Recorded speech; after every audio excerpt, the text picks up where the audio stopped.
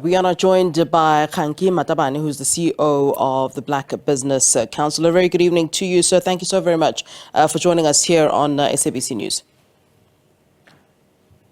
Good evening, Flo, and the viewers of SABC News, and thank you very much for having us. You're most welcome, sir.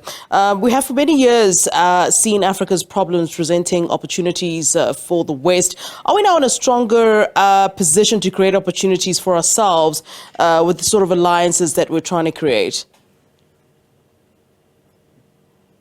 Yes, I think South Africa has learned through the past and especially through colonization that whatever we do, we cannot create another colonization using a different name.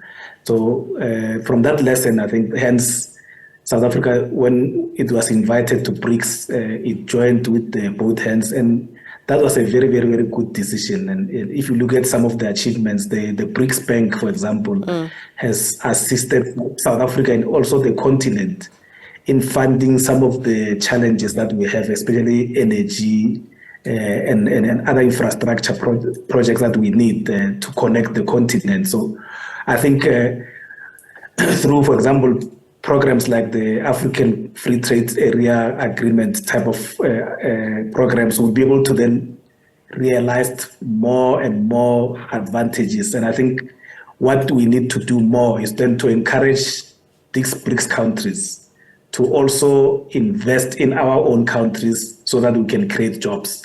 Because at the moment, I think there's a biasness in terms of us exporting a lot of goods and services, and especially minerals to the BRICS countries. So it's important that that type of thing is reciprocated in such a way that they come and invest here, so that we can localize some of the production lines that they have. Yeah. For example, some of the minerals that we have in the continent, in Zim, there's a need for lithium. All over the world is a need. So it's important that they don't just come and take like what happened in the past. They come and invest here so that we can create jobs here in South Africa and also in the continent. Yeah. Let's talk about what South Africa stands to benefit from the bloc. You as Black Business Council have said that the spin-offs from this gathering will multiply. Could you expand on what you were saying there? Yes, if you just look at the size of BRICS countries, they constitute 40% of the global population. That on its own tells you that there's a market. So if for example, Flo is producing goods that are needed by China, you'll have a big business. So it's important then that we go where the market is going. China, India, they've got the biggest market in the whole world. So it's important to be there. When also you look at the global economy, quarter of the global economy is basically controlled by BRICS, which tells you that the BRICS has got economic power. But also when you look at the 2023, from economics point of view, BRICS is bigger than G7. BRICS is bigger than the European Union, which tells you that this is where the future is, and I'm glad that South Africa is there. Yeah.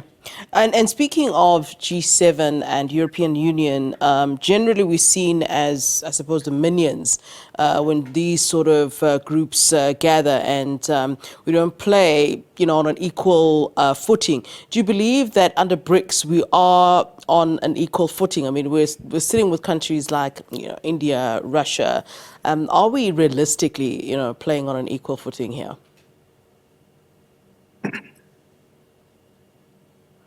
We are, and we think also us being a member of BRICS will also assist in balancing the global politics and global business, because the West, for example, need China, they need Brazil, but so they need Brazil, they also need India because of the global marketplace that they produce. So that will help us in making sure that the BRICS as a group, it brings balance in all these other ones, United Nations and others.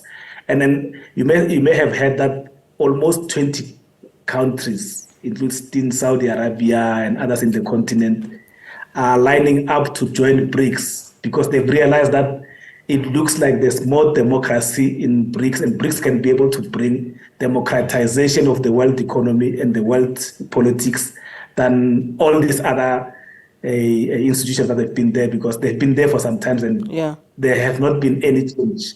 And there hasn't been any equitable representation in those institutions. Yeah. Mr. Matabane, what do you make of the fact that we have almost 40 other nations, I believe, who want to, in fact, join the bloc? Would we be, jumping the gun if we said that, there's some sort of a power shift that we're, currently looking at?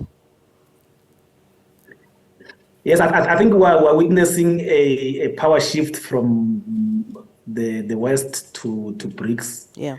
And currently we need, I think we always need the West. We need each other also as countries.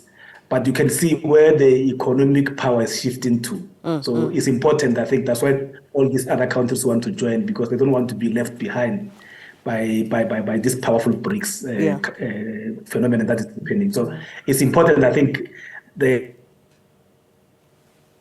alignment, because then we are not necessarily with this country versus this country. We are with principles, and that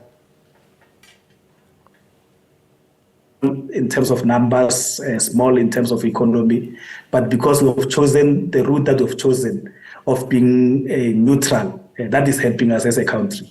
All right. And I mean, if there is this dynamic where we're witnessing a sort of power shift, I mean, we know that the West wouldn't want there to be a power shift because it removes some sort of power from them, if one is to think of it that way. You spoke about, we need the West, we need each other, but wouldn't a situation like that actually upset the West? And wouldn't they want to, and we've seen, in history in the past, where they would want to even sabotage something of the sort, especially given the fact that, we're talking about alliance and partnership with Russia, who we know the West has no taste for.